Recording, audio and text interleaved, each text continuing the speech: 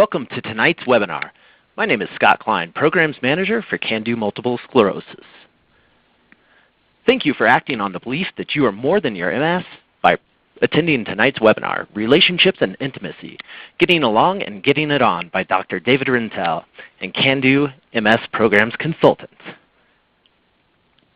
I want to start tonight's presentation by talking a little bit about CanDo Multiple Sclerosis. CanDo MS is an innovative provider of lifestyle empowerment programs for people living with MS and their support partners. We're the start of a whole new way of thinking about and living with MS. CanDo MS empowers people to move beyond their MS by giving them the knowledge, skills, tools, and confidence to adopt healthy lifestyle behaviors, actively co-manage their disease, and live their best lives. CanDo MS launched our new website last summer, www.mscando.org. Please visit the website where you can register for upcoming webinars, listen to our archived webinars, check out the CanDo MS Lifestyle Empowerment programs, including our upcoming CanDo 4-day programs and Jumpstart 1-day programs. You can share your CanDo promise, and you can learn ways that you can contribute to or get involved with CanDo MS. So a few housekeeping items before we get started tonight. First, David will address the questions and comments at the end of the presentation, and we encourage questions and comments throughout the presentation. To ask a question, type in your question in the chat feature located on the left side of your computer screen. To submit a question, just type in that small box that says Chat with Presenters. This presentation is being recorded and will be archived on CanDo MS's website. You're more than welcome to view the presentation again.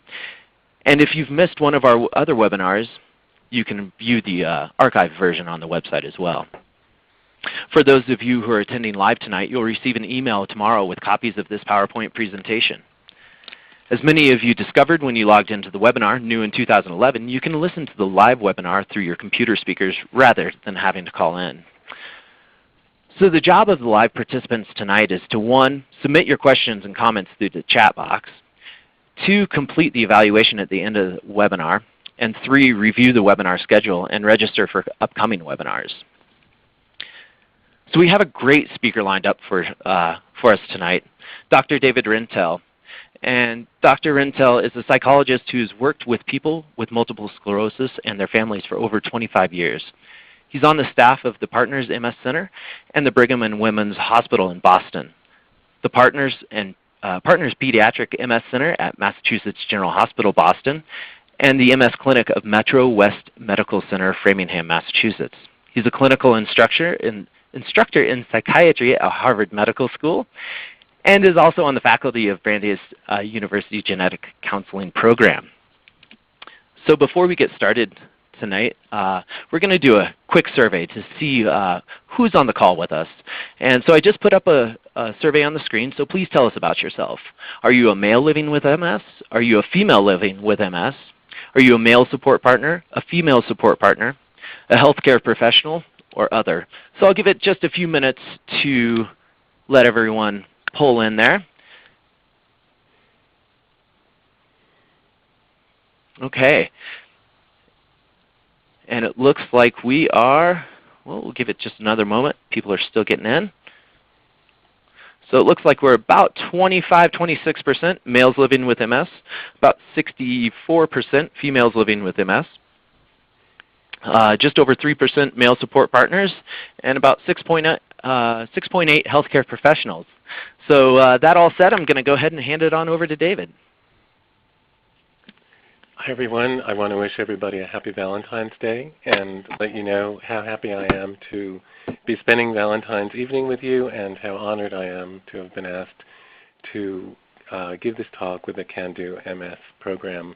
I participated in one of the 4-day programs last fall and found it to be just a wonderful program, and I encourage all of you to learn more about it.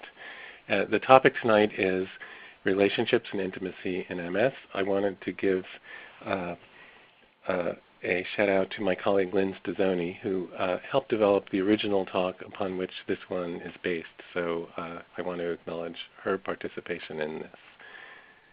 So this talk is for adults only.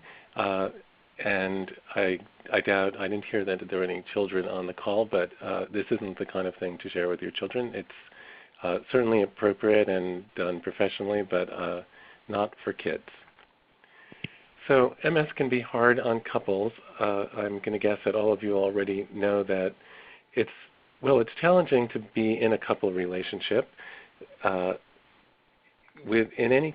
any situation, whether one of the partners has MS or another chronic illness. But MS does present additional challenges to couples. However, most couples who are living with MS do very well. I'm going to read the smaller captions in case anyone has trouble reading them on the screen. Two women are talking, and one of the women says about her husband, "Irv has always been faithful, and he's a good mouser," a word of appreciation. Most couples really do very well. There's a kind of myth that there's a higher divorce rate amongst couples living with MS, but that does not seem to be true. I see a message asking me to speak louder. So Scott, I don't know if you can increase the volume to people, and I'll do my best to speak louder into my phone. When we're talking about couples, I just want everyone to know that there are lots of types of couples, and they're not all typical couples. They're couples of all backgrounds and all genders, and I'm hoping that this talk is relevant to everyone. So there are some problems that occur in relationships that probably are so big that they need to be addressed before working on couples issues, and they are physical and emotional abuse, drug and alcohol abuse, affairs, gambling, and uncontrolled anger. And if you feel like that is what's going on in your relationship, I really strongly want to recommend that you get help with that. Seek help from a professional and address those issues before thinking that you can work on other couples' concerns. And there's another concern that also should be addressed because it can certainly make a couple's relationship more difficult, and that is depression. Depression is very common among people living with MS.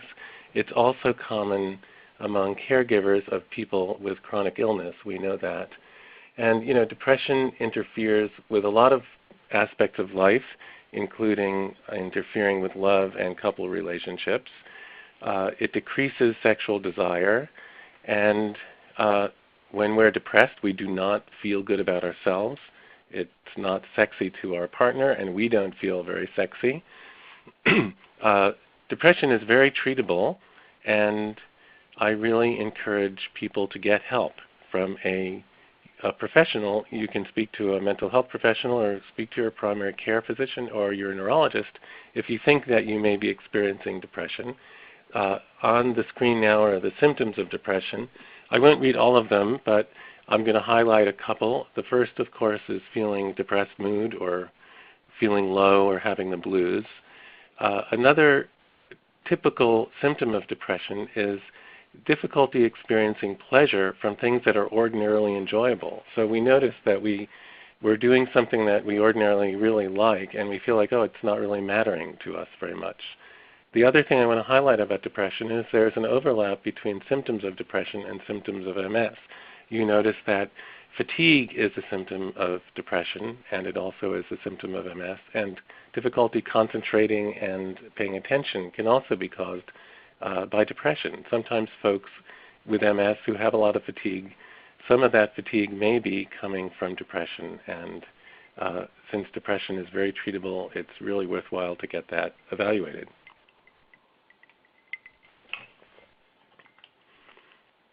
So we need help in relationships. That's true for couples living with MS and couples who aren't. And I don't know of anyone personally or professionally whose relationship could not stand some improvement. And there was a survey from Ms. Magazine, and it was reported that when asked what they most wanted to change about their homes, 60% of women surveyed said their husbands. So I'm a man, and I know that there are many good men out there, and most of us are very good, but we aren't always great at being a husband. But we're going to have an example, just a humorous example of something on the internet these days about an ideal husband. Scott, if you could run that video.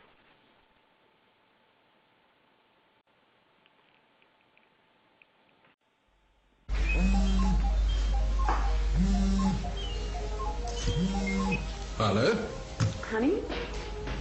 Are you at the club? Yes. I'm at the mall now, and I found this beautiful leather coat. It's only $1,000. Can I get it? Well, sure, if you like it that much. Okay. I also stopped by the Mercedes dealership and saw the new model. You know, the one I really like. How much? 120.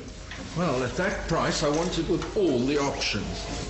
Great. Oh, and one more thing. The house we wanted last year is back on the market. They're asking 1.5. We'll make them an offer. But come in at 1.4. Okay. I love you, baby. I love you too. Okay, bye. Does anybody know whose phone this is?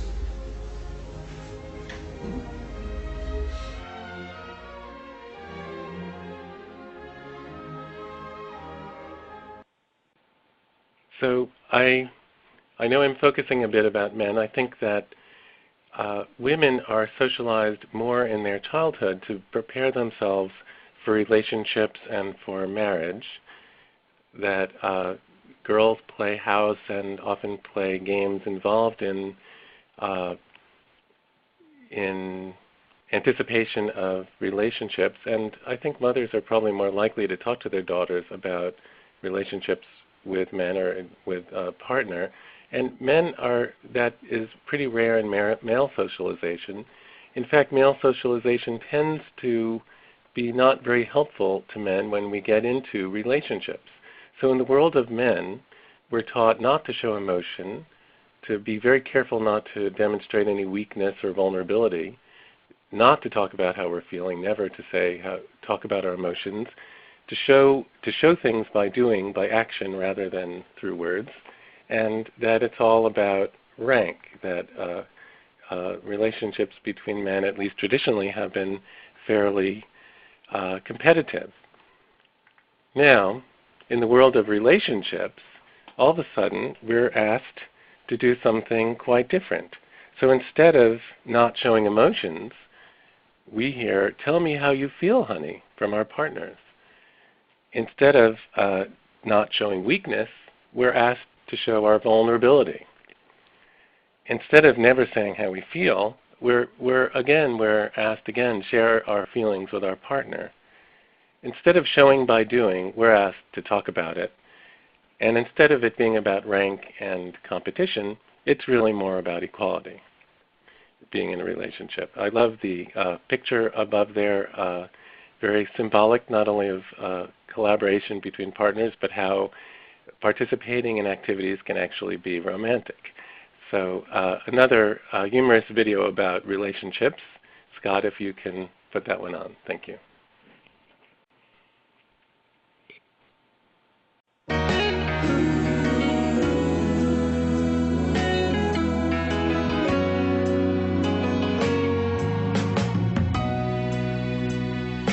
All the things we've been through, you should understand me like I understand you.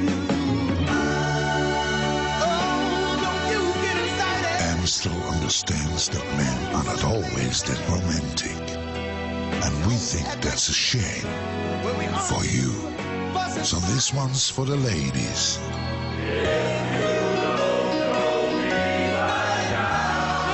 Our gift to you.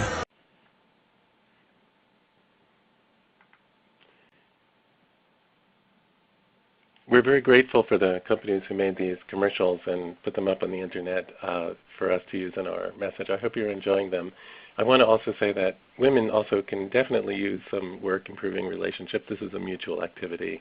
I think being a man, I focus on that, and also I think realistically that often we men have a lot to learn about being in relationships. So let's talk about 10 steps that we can take to improve our couples' relationships. Okay? Number one. So it is said that there's a saying from the Dakota Native Americans, when you discover you're riding a dead horse, the best strategy is to dismount. We tend to do the same things over and over again, whether they work or not in our relationships. So one strategy to try is to try something different if what we're doing isn't working. For example, if we want our couple to, our partner to be more attentive to us or more romantic, and what we do is we make a nice dinner, we put flowers out, but it doesn't get any response, well then it's time to try a new strategy. Now one way of identifying a strategy that might work is to pay attention to see if there's anything that we're doing that does seem to elicit the behavior that we're looking for from our partner. So what is it that does get our partner interested? So if the flowers don't work and the nice dinner don't work, but you do notice that once in a while when you take a ride in the country, go out to listen to music, stay home and listen to your favorite album or a favorite movie, cuddling on the couch, if that seems to work, well, try more of that. And if none of those things seem to work, then being open to new possibilities and trying new things is a great way to get into new territory rather than going over the same territory again. Suggestion number 2 is to block blame. So even though it may not make sense, we often blame each other for what's going on in our relationship, and it's even pretty common for the well partner to blame the partner who has MS for going out and getting MS and bringing that into the relationship. And sometimes the partner who has MS blames his or her husband or wife or a life partner for some aspect of the difficulties that they're experiencing. And the point of blocking blame is to remember that both of your lives have been affected by MS. No one ever volunteers for a life with MS, and we don't know why some people get MS and other people don't. So moving away from blame is a good place to start. Another starting place in relationships is respect and equality. We can't get very far improving a relationship if there isn't an atmosphere of respect, and the way to create that is to start with you, start with me, start with ourselves. Rather than demanding some change from our partner, we can start with respect and a feeling of equality.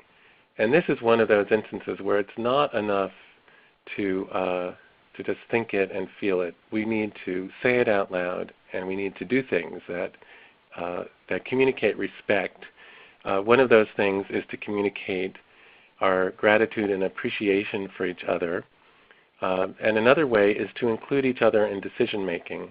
That the more democratic a relationship is, the more happy the partners will be, and the more successful the relationship will be, and eventually the more successful intimacy the partners will have. Dictatorship really has no place in a couple's relationship. Number 4, there's a little delay in the slides here. Active listening is a great way to improve your relationship. So listening is so important to each of us, and I really like the title of the book. This is a National Public Radio series called Listening is an Act of Love. And sometimes there is nothing more powerful than really listening to someone, whether it be your partner or someone else. And there's a way of listening that demonstrates one's activity in listening. In other words, our attempts to understand and really get the message. So there are 2 steps to this. The first one is acknowledgement. And in order to acknowledge what our partner says, we kind of repeat back what we're hearing in our own words. So I might say to my wife, well, I understand that you're really upset that I came home late and I didn't call you. That I'm just acknowledging her experience or her feelings. And validation is saying, well, that's a reasonable response. We often, when we have a strong opinion, a feeling, a thought, we're not sure even ourselves if our partner feels like they get it and they think that our response is human. So validation says, well, it's reasonable to feel the way you do. You're reacting in a way that's expectable. So in my example with my wife and I'm very appreciative of her tonight since I'm having my Valentine's evening date with you all and not with her. So she's upset because I didn't call about coming home late, and I could say, honey, I understand you're being upset because I would be upset too. That's perfectly understandable. When you don't get a call, it can be very hurtful. So acknowledgement and validation. And if you come away from tonight's webinar with only one thing remembered, it would be acknowledgement and validation. I guess that's two, but cheating. I like this. This is a cartoon from the New Yorker, and someone has a hot dog stand like those in New York, and he's not selling hot dogs, he's selling eye contact. And it just reminds me of the power of really listening and looking at someone and how much we crave that from each other. And there's no one with MS or any other chronic illness or any life situation that doesn't really have the capacity to connect and listen. And if you have a hearing impairment, there are ways of listening and communicating as well. Number 5, stick with the facts. So some of you may remember the movie, the TV series called Dragnet, where they would interview people and they would go on a big story and they'd say, just the facts, ma'am. So facts are something that all observers would agree on what happened, as compared to stories, which are theories and interpretation. And let me just acknowledge, this comes from a family therapist named Bill O'Hanlon, who's in Santa Fe, New Mexico. He's a solution-focused therapist. So I'll give you an example. The husband and wife are having an argument, and the wife says, "Oh, you're lazy just like your father." Now that's the story, but the fact is that, and again, if most observers would agree that the husband didn't take out the garbage, and the pile of garbage is still there after the garbage men left.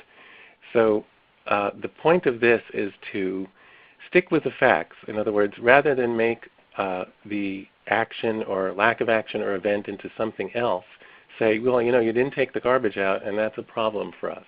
So let me give you some examples of stories. Stories is another way of saying these are interpretations. So there's mind reading, where you say, well, I know what you're thinking. It doesn't matter what you're saying. Causal explanations. My husband's mean to me because I remind him of his mother. Labeling, which is an example from the previous slide, is calling someone moody, unromantic, lazy, etc. And labeling is can be very destructive because it's very hard to dispute that. Or if someone says you're unromantic, what are you going to say? Yeah, I am romantic. There's no real defense. If someone says, well, you haven't asked me to go to a restaurant in the last 6 months, or it would be nice if you put your arm around me because you're not touching me very often, that is something that you can work on that. You can discuss the facts of the situation. Generalizations are when you say always or never, so you never put your arm around me. Well, it probably is true that it happens once in a while. And evaluations of interests or activities of the other. The example I give is that your TV shows are trash. Now, when stories are positive, they actually come out looking much better because a story can be very appreciative and support relationships. So an example of a story is look how great of a father he is. He communicates so well with his kids. Or he's a good dad just like his father. So there's a way that this kind of a description of someone, a generalization when it's positive, has a very different effect. I always remember my great aunt Lena would often say about her husband, my Uncle Jack, isn't he such a great guy? And that's my objective. I hope that my wife one day when I'm out of hearing range would say I'm a great guy and not something other than that or negative. So the next way of improving your relationship with your partner is to translate complaints into requests. Now, in couples relationships, we do a lot of complaining. Oh, I got home a while ago and you're still up at your computer, or gee, I really wish you didn't leave the your socks on the floor, or can't you help out more? You're home all day. Can't you at least clear the table? Where we often make complaints, and it doesn't give a good indication to our partner what we're really looking for. The more general we are, the more difficult it is to for our partner to really know what we're hoping to get. So our complaint might be, you're messy. And so that's a pretty broad thing. And translating the complaint messy into an action request would be to say, can you please pick your papers up off the couch at least twice a week? So I'm going to give you some examples of how to translate complaints into requests. The complaint is, you don't respect me. A request would be, put your arms around me. Another one might be, introduce me to your friends. A complaint would be, you're cold and unaffectionate. A request would be, say hi to me when I come home, or kiss me goodnight. A complaint would be pretty big comment, you're a jerk. The request would be, speak to me in a quieter voice. Apparently this jerk talked too loud. The complaint would be, you don't understand what it's like to have MS. But a request would be, please sit with me and let me tell you what I'm going through, and please listen. When we translate our complaints into a request, then it gives our partner the opportunity to make a change and make a difference. And this is actually also a very powerful tool that couples can use. The next way to strengthen your couple's relationship, click the wrong thing, is to reestablish your connection. The longer we have been together, the more we kind of stray from the idea of what brought us together in the first place. Now this is natural because life kind of changes, and we deal with the challenges of life, whether they be children, family, older parents that need care, health concerns, obviously, dealing with MS, and we drift farther and farther from the sense of what brought us together in the beginning, which is often so important, that image of our meeting, places that we recall, a special park that we used to sit in, or a restaurant that brings back those memories. This picture that's on the screen is actually one of the bridges of Madison County, and I remember that because in that book and film, the character has these two glasses or cups that really mean a lot about a particular relationship. And you can have cups that are important and pull those out when it's time to talk, or something that you did early in your relationship that if you do that same activity or behavior, it shows your partner, okay, I really want to reconnect with you. So most couples do have something from early in their relationship that they can use as a reference point. They may live far away from the place where they went on their first date, but even talking about their first date, or recollecting, to remember when we first met, you said this, I said that, that gets us into a frame of mind that brings us back to, oh yeah, I remember why we're connected, and I remember that connection, and we still have a connection, and we can strengthen our connection. The next point is about forgiveness. So it's natural in any relationship that each partner feels injured or uncared for at times, and often anger and resentment can last a really, really long time. So I have two things to say about the antidote for anger and resentment, and the antidote is forgiveness. So there's a picture of Nelson Mandela when the apartheid ended in South Africa. Instead of punishing all of the people involved in apartheid who really oppressed the African people for so long, there was a move to have truth be told, but then people would be pardoned and forgiven. And to the left of that is a quote by a South African novelist, which is, to me, it's very important. When a deep injury is done us, we never recover until we forgive. That we never recover from our own anger at our partner until we're able to find forgiveness. Now, there are actions that can be extremely hurtful to us, and it could be very, very difficult to forgive. It may be that our partner at first said, well, if you have MS, I don't know if I can do this, or I don't know if I could stay. It may be a time that was very bad in the relationship. But our individual acting and working towards forgiveness actually helps release ourselves from that anger and allows us to be open again in our relationship. And then point number 10 is, it's about, I'm sorry, I skipped the slide. Let's see if we get back to it. Scott, it's skipping the slide about going on a date. There it is. Oops. There we go. So dating we often think is good for single people, but couples really need to go out on dates. So I don't know about your home life, but our home life here in Boston is full of lots of things: homework, children, neighbors who need some help, relatives calling on the phone, etc. And so it's, that's life. That is a good life when your life is full of things happening. But going on a date means you're going to take some time out and pay attention to your partner and to your relationship. So leaving all of that behind means, all right, let's go and spend some time and invest it in our relationship.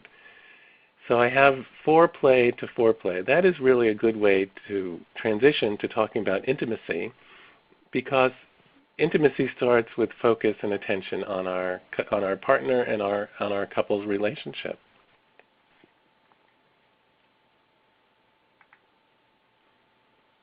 So let's transition to the section of our talk about intimacy and sexuality. I'm going to guess that most of the folks with MS have heard that sexual problems and sexual dysfunction are common amongst people with MS. The range of the percent of people experiencing these vary in different studies, but it's clear that there are a number of sexual issues, and I'm hoping to address at least some of them tonight. I should point out, however, that most couples, whether they have MS or not, experience some type of sexual problem during their relationship. And sexual problems are extremely common. I would venture to say that almost all couples experience some difficulty in their sexual relationship. So sexual dysfunction comes from a number of areas. So primary sexual dysfunction is directly caused by an illness, let's say a lesion in the spinal cord or brain that affects someone's sexual functioning, and it could be from other illnesses. Diabetes can cause direct sexual problems due to vascular problems, etc. So that's called a primary sexual dysfunction. Secondary is from treatment, and sometimes the treatment for one problem has side effects, and the side effects are sexual, and that can be true for folks with MS. And then the tertiary, or the third cause, is psychological, social, or cultural causes. And it turns out that in MS, many of the sexual problems that are experienced by people are tertiary. In other words, they're psychological rather than caused by physical reasons, whether they be from medication or from the MS itself. There's a lot of room for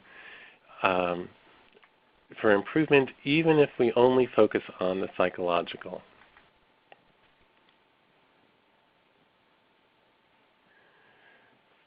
Now, we tend to focus on functioning like as if we're just biology experiments, and the solution to most sexual problems in a relationship are found within the relationship. The relationship is the cure.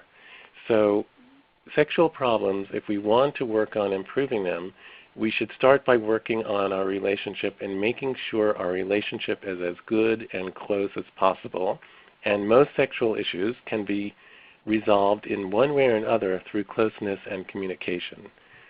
However, sometimes lack of knowledge limits us, and I turn to Jerry Seinfeld to give an example of lack of knowledge. This comes from the Seinfeld TV show. The episode is called The Mango, if you want to look this up. And Scott, if you can run that video, please. Just one little problem. Sexual? Yeah.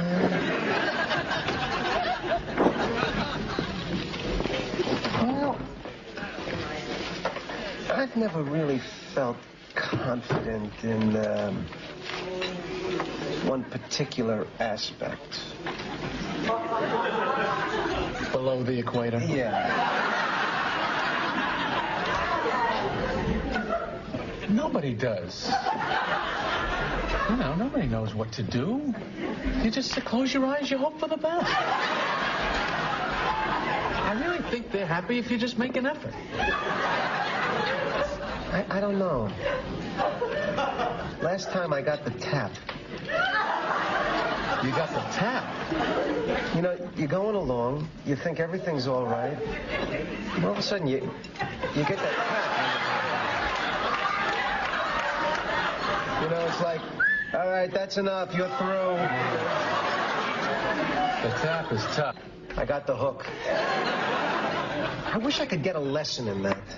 It's a very complicated area. You could go crazy trying to figure that place out. It's a hazy mystery. Anyway, I think everything else is okay.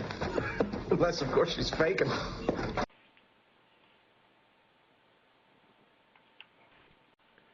Thank you. So where do we find sexual solutions? The first point is to focus on the process and not just the outcome. To enjoy the ride, not just the destination. To enjoy being together and intimacy and not only focus on orgasm and climax. So how do you enjoy the ride? First is by taking your time. In most cases, people kind of rush through sex. Often intercourse really lasts only a couple of minutes. It doesn't feel that satisfying. But slowing it down, including sensual holding and stroking, being comfortable with each other, talking, using language. This is a great opportunity to use language of appreciation. And we have some pointers about how to slow things down from the Pointer Sisters. So we have a little video coming up. Scott, if you could run that one. I'm sorry for the quality of this one.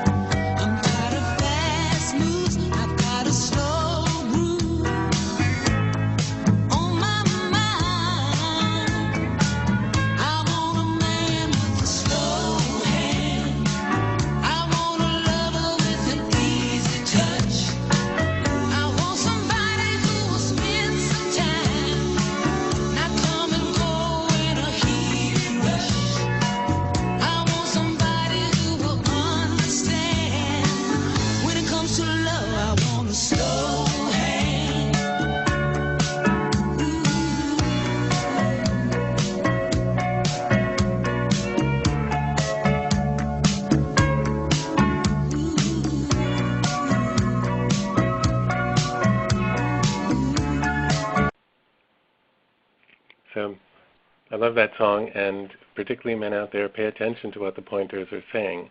I have the words on the screen here, so they'll be on your PDF.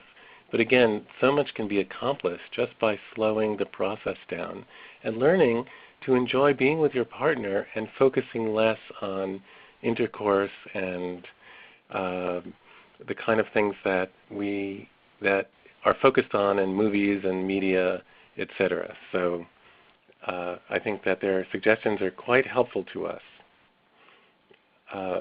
The focus again is on intimacy, closeness, and touch rather than just on penetration.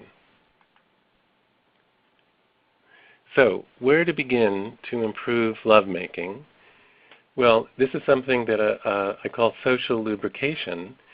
So it begins really with words of appreciation and enthusiasm, words of respect, expressing the excitement of being together, rituals that are important. Sometimes couples have a ritual that says, this would be a good day or night for me.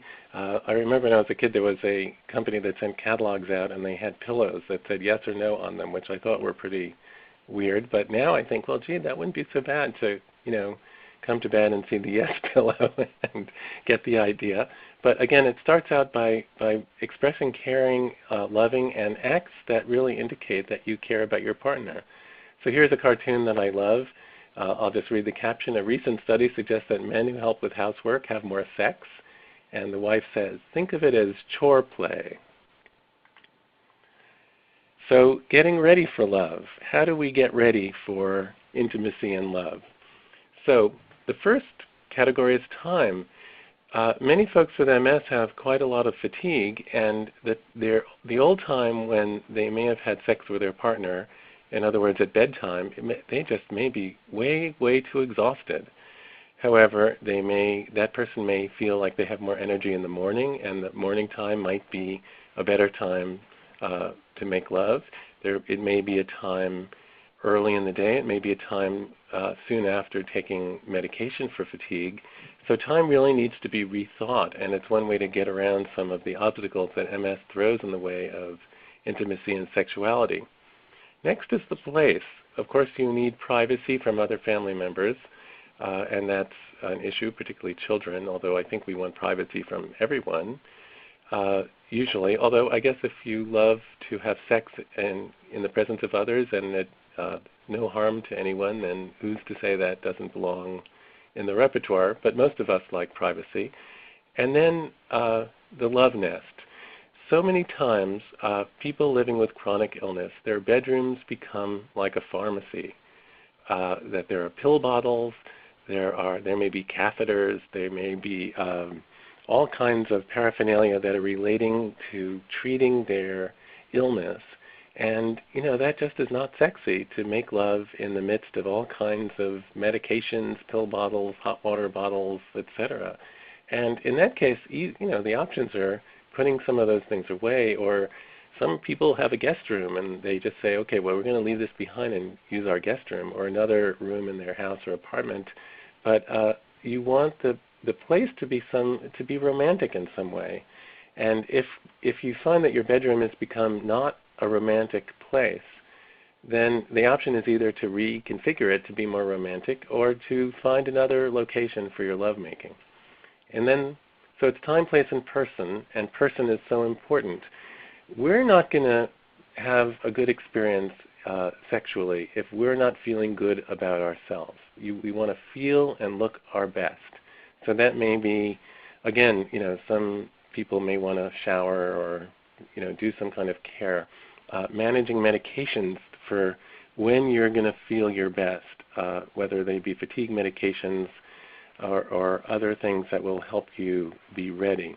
And then mechanics. Sometimes what used to work physically doesn't work anymore. Some people use catheters, and there are ways of tying them off and using tape to get them out of the way. People use wedges or pillows to find places of comfort. Protection, of course, if pregnancy is a concern.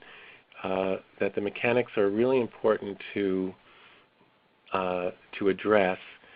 And lastly is performance expectations. This is really not about performance. This is about closeness, intimacy, and comfort This is not like a show that you go to see at the movies or in a theater, a play. This is love with your partner. There's a lot of talk about differences between men and women, and there are differences, of course. I don't think they're quite as great as they made out to be. So the myth is that men become aroused more easily than women, but that actually does not turn out to be true. In research, men and women become aroused at the same rate, but most men feel ready for sex much sooner than women. Most women need some kind of psychological stimulation in addition to physical arousal. And stimulation comes from, again, psychological stimulation comes from the words that you use, the words of appreciation, from touching, caressing, holding, cuddling, and stroking. And whether you're a man or a woman, you should really know the kind of cuddling and stroking and caressing that your partner likes. And if you don't know it really well, then ask. You can say, well, do you like it when I touch you this way? And we're going to get to a specific way to find that out. But definitely get to know what helps your partner feel good. So some of the differences between men and women and being psychologically ready, this is an instance, a real instance from my practice. A man, let's call him Frank, said, I asked my wife to lie down for rest, and she said she had to leave in 45 minutes to take care of her elderly mother. Well, I said, that gives us enough time for sex. She got mad at me and left. I don't know why. So in other words, he felt like, well, 45 minutes is good to have sex, and then she can go over and care for her mother. And she's like thinking, oh, she's getting mentally prepared to care for her mother and go drive and then do this caregiving. And that to her was not sexy. She didn't have that psychological preparedness or the preconditions that we were talking about social lubrication and feeling ready and close.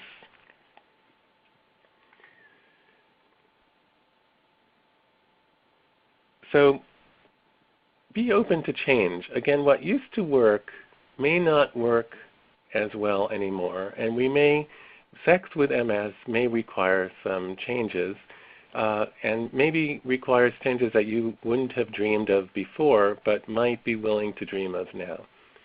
So you see frozen peas, they're not for eating.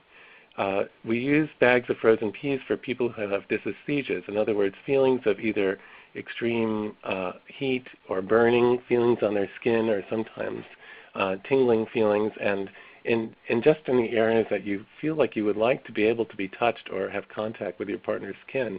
So sometimes ice or a bag of frozen peas will really tone down those symptoms, physical symptoms that you experience on your body and skin, and allow you to feel more comfortable with touch.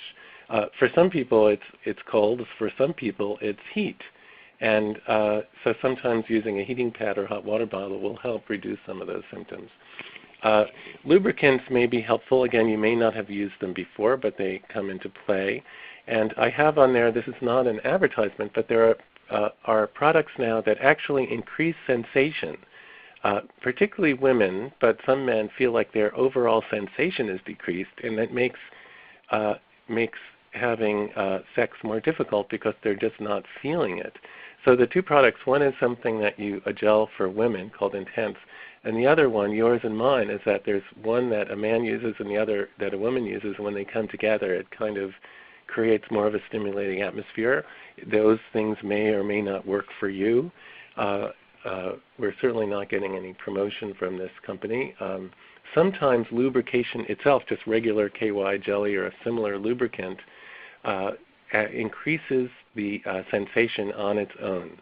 So these products are worth trying, or to see what works for you is really a key. For people who have trouble with sensation, using a vibrator can really be helpful.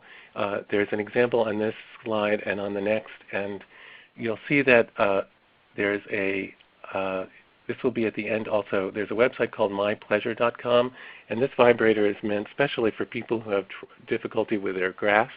They have products that are for people with disabilities, and We sometimes forget that people with disabilities are also sexual beings, and just like the rest of us, and there are products that are specially available. If you have trouble with arousal, sometimes movies are helpful. Now that might be sexy movies, or it may be only movies that kind of get you feeling close and in the mood. You know, it may be It's a Wonderful Life gets you feeling in the mood, whatever works. People often use fantasy, whether it be you know, a costume or just playing around with your partner. Maybe it helps us leave the problems of our life behind, and through fantasy we are free of those problems and can relate to each other. And you know, edibles are incorporating things to eat are ways of just increasing the overall sensual experience, which can be extremely important. So it's worth considering using those, whether it be feeding each other strawberries covered with chocolate or essentially whatever floats your boat. Next is to experiment. Try some things new. This is another picture of a vibrator. So think about using sounds, music to play, smells, tastes, use toys, try different positions, masturbation, which could be your own, you know, your own masturbating or masturbating your partner, and also all of the possible parts of the body that can be used for sexual pleasure should be in play, as long as both partners are in agreement and are comfortable with them. You don't want to do something that your partner is not comfortable with. Now, for men who have erectile dysfunction, let me point out that you don't need an erection to experience closeness, intimacy, nor do you need an erection to have an orgasm, to ejaculate. An erection is not required for any of those. And if you talk to your partner, you may find out that penetration was never really as great as you imagined it might have been, and there are other ways of helping your partner come and experience an orgasm, whether that be oral sex or by some other means. So we men are very hung up on erections, and I'm not saying that any man should just give that up and not feel the loss of that. So if you're having trouble with an erection and you would like to work on it, there are a number of ways to help you get an erection. The first are medications, and you know, we know quite a bit about that. They're advertised on TV very commonly. Viagra was the first and most common, but there are a number of other ones now, and speak to your primary care physician, your neurologist, or your urologist about that. The oldest way of getting an erection is the vacuum device, and you can see a picture on your screen. Sorry, that was my timer. I'm just going to highlight that. The vacuum device, which doesn't need batteries, although they do have battery power, and essentially draws blood into the penis, and then you use a ring to keep the blood in the penis and gives you a natural erection without any medication. And then there are pellets that are inserted into the shaft of the penis. They're called Muse, I believe is the brand name. And finally, there's medication that is injected into the shaft of the penis. It sounds a little awful, but you know, the results are very good. So worth trying if the other means don't work. Now, the following is a really good exercise to help learn about the zones that are pleasurable for your partner. As I said, we often have trouble communicating to each other really what feels good, and the areas that feel good may have changed when one of the partners is living with MS, because some parts of the body that used to love to be touched now don't feel good being touched. So this is an exercise called body mapping. Another term for it is sensate focus, that Masters and Johnson used to use this, and their people who are involved in their program, I believe, still do. And this is to do an exercise with your partner that is an agreement that will not end in sex, but you're just going through touching an area and getting feedback about whether the touch feels good, and giving feedback about the intensity of the touch, or the pressure, the frequency of touch, and helping your partner know what feels good to you. You start out by exploring your own body and making sure that you know what feels good to you if you're not familiar with that. Now, this is from an issue of MS in Focus, which is a magazine which is produced by the Multiple Sclerosis International Foundation. The link is at the bottom of the screen, and it will be on the PDF that you receive, but it's very easy to find if you go to msif.org. That's the Multiple Sclerosis International Foundation, msif.org. I'm just going to circle that and look for MS in Focus, and it's issue number 6. And the entire issue is about sexuality and MS, and it's excellent. So Body Map, this illustration comes from that issue, and the author is Fred Foley, a wonderful psychologist from Teaneck, New Jersey.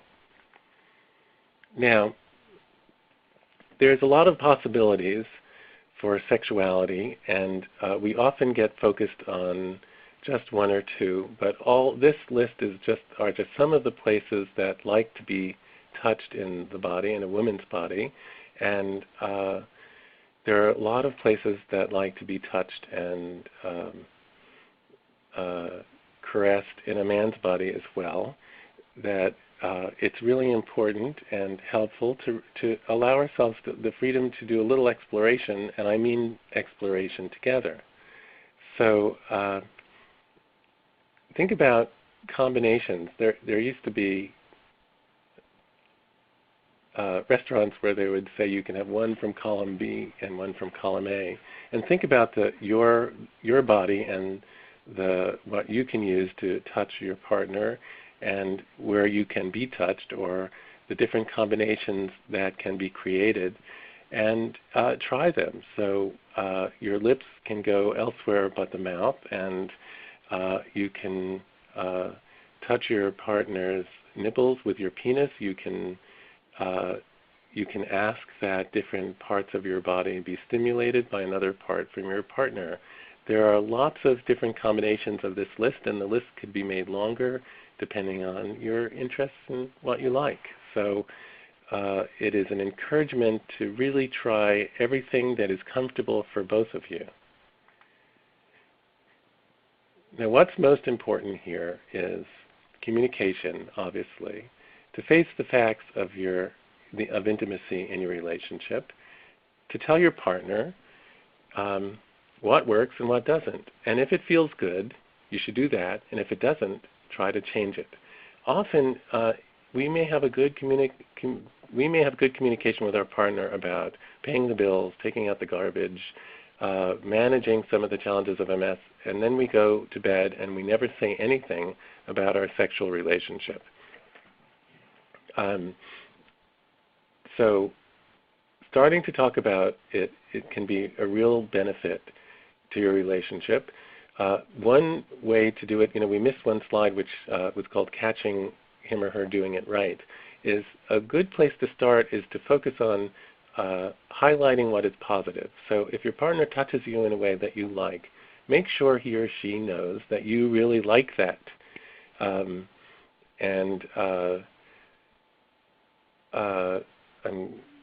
So you don't have to say, gee, I don't really like this thing if that doesn't feel comfortable. You can start out by saying, oh, that's good, do more of that. And this is true with sex, and it's true in other aspects of the relationship. The easiest way to get your partner to change what he or she is doing, whether it's sexually or otherwise, is just to look for those moments when it's happening the way you want it, and just say, oh, honey, when you do that, I really like it. And part of telling it like it is if you're having problems, then get some help with this. So you might speak to a healthcare provider. Not every healthcare provider is comfortable talking about sex, I have to say. It might be a mental health professional or therapist, although I would say not every therapist is comfortable talking about sex. It might be a friend. Some friends you can talk to about sex, and others you wouldn't dream of it, of course. But I think that beginning the communication and getting some help with it is really, really useful and important. So, it's kind of in sum, how to have better sex. You'll notice that most of this is not about sex itself, but about your relationship. Increase communication, particularly about emotional life. Work on your cooperation in your relationship and equality, the feeling of partnership. Learn more about what pleases her or him. Teach him about or her what pleases you. Start really communicating about what works for each other sexually and non-sexually.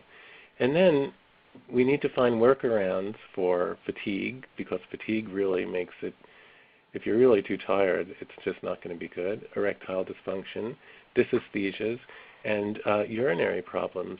I already noticed that there's a question about urinary problems, and sometimes people have urinary frequency and urgency, and there are definitely ways of addressing them, and I could be more specific if Scott wants me to be, about how to handle urinary difficulties so they won't interfere with your sexuality.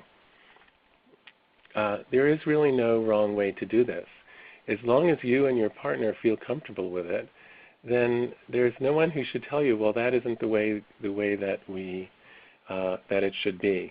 I once met with a man whose wife had MS, and as part of their lovemaking, she urinated as she had an orgasm. And actually, this is not uncommon whether a person has MS or not. It's something that does happen. And he learned to really actually that was part of their lovemaking, and he learned to like it. Now, that isn't for everyone, and there are ways, as I said, to prevent it, but there is no wrong way to do this. The only wrong way is to be sexual and intimate in ways that both partners are not enjoying, or one person feels put upon or pressured. So that's the only wrong way to go. And otherwise, try this in your own home, have fun. I hope that some of these ideas and suggestions are meaningful to you. There are 2 slides, I'll just go through them quickly, with resources and useful websites, and you will see those on your PDF files. If you have trouble finding them or copying these links, then I hope you let us know, and maybe they can be emailed, etc. Useful websites, I mentioned mypleasure.com. It has a special section for people with disabilities, so you may find some more sex toys. These sites are all very appropriate. You will not feel awful looking at them. They're not pornography. They're really dedicated to helping people have good sexual experiences. I think you would enjoy them. And there's goaskalice.com, which has various questions about sex. So I really thank you for listening. I know this topic is sometimes uncomfortable. I appreciate your feedback. I'd love for you to make suggestions for improving this conversation, this presentation. I want to again express my appreciation for Scott and Can Do for sponsoring this presentation. I think the topic is really, really important for couples living with MS. It's important for all couples, but in particular couples living with MS who have additional challenges and obstacles to their sexual relationship. And I'm going to hand it back over to you, Scott. Well, great, David. Thank you so much. And we do have a ton of questions and a limited amount of time, so I'll try to get through as many as we can here. Okay. So to start off, you were talking about complaints versus requests, and this person says, how do you make a request when one partner views that I can't get anything right, or why isn't what I do enough? So that is a really good question. So I would say number one is, before focusing on that, I would focus on gratitude and catching your partner when your partner is doing things in a way that is working well. So you're changing the atmosphere from one of, again, of complaints and kind of argumentativeness to one where there's a concrete foundation of appreciation. So even if there is that kind of discord, just find, it's pretty hard not to be able to find something that your partner is doing that is working well. I do that for a while. And then I would try to make some requests and try to make them very specific so it doesn't seem like it's critical.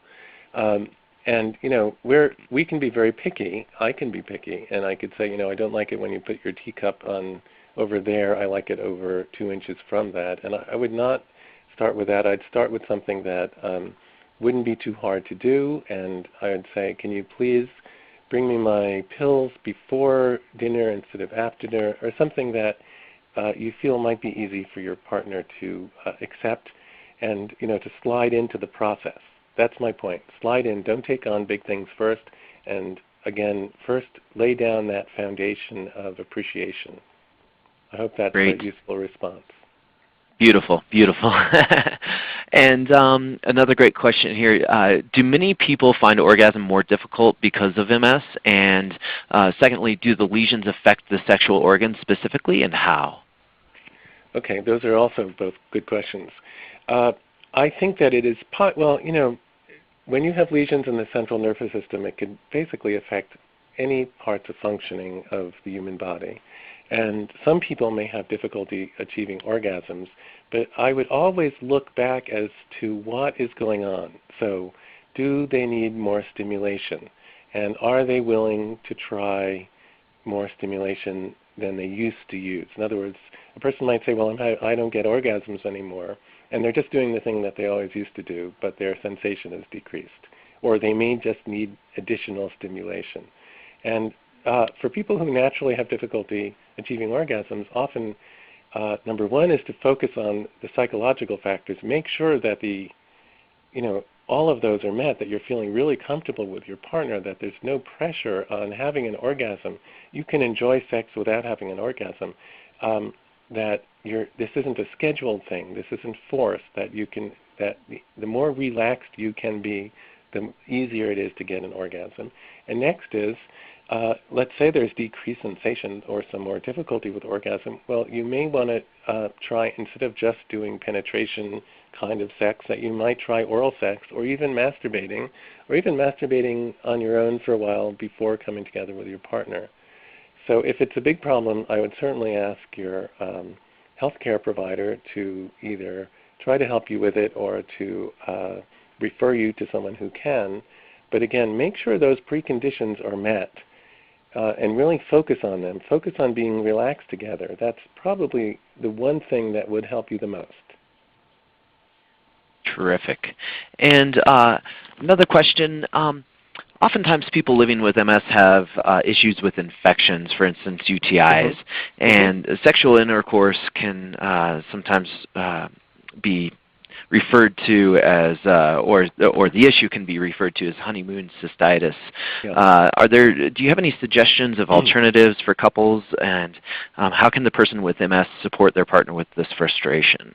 Okay, so first of all, that's a really good question, and it's a common problem, again, with people with MS and also people who don't have MS.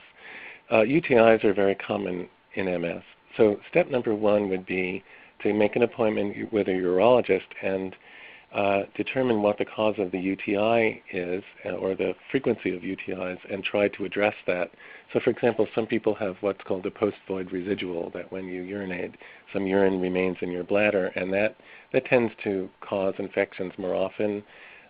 There may be other factors that can be treated, and there are preventive measures that can prevent UTIs. And most people with MS really feel awful when they do have a UTI. And if you're prone to UTIs, you may be cautious about having intercourse if you're worried about getting a UTI from intercourse. One thing that you might do is, if it's a woman who's afraid of getting a UTI, well, either a partner really, is to use a condom. Condoms can decrease sensitivity slightly, although there are some that are meant to kind of increase sensitivity. Oral sex is unlikely to increase the possibility of a UTI, and certainly masturbation or using vibrators would also be protective.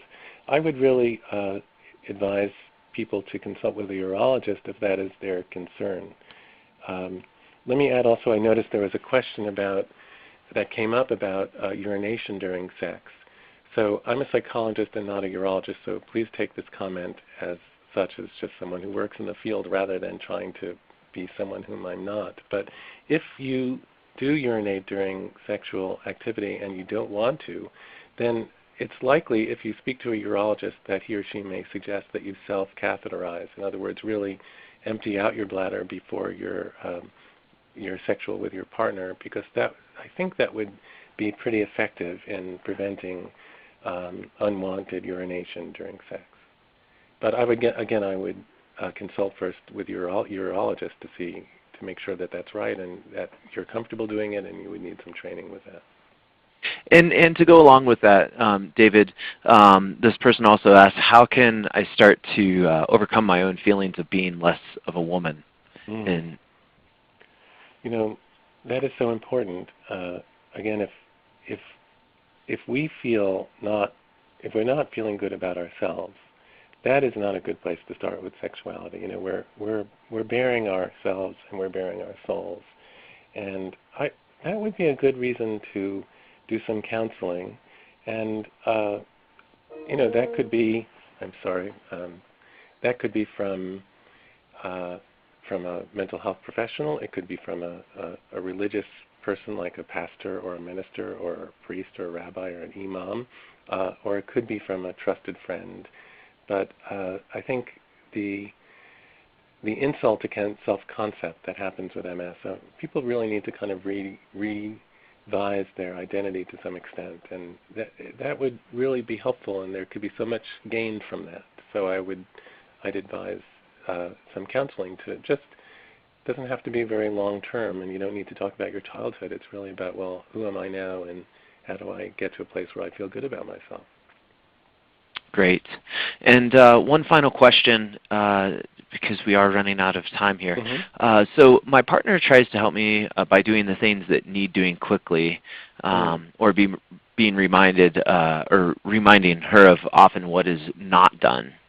And she feels that he's ordering her around and doesn't recognize that she's able, but that she's just tired or brain drained, as she says.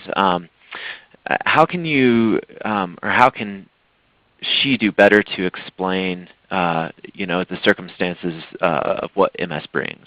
Yeah, well, it's very hard for someone who doesn't have MS to really understand what it's like. Let's face it. If you don't have it, it's going to be hard. And I know there are a lot of care partners on this call, and believe me, this is not meant to be an affront to you. My father had MS.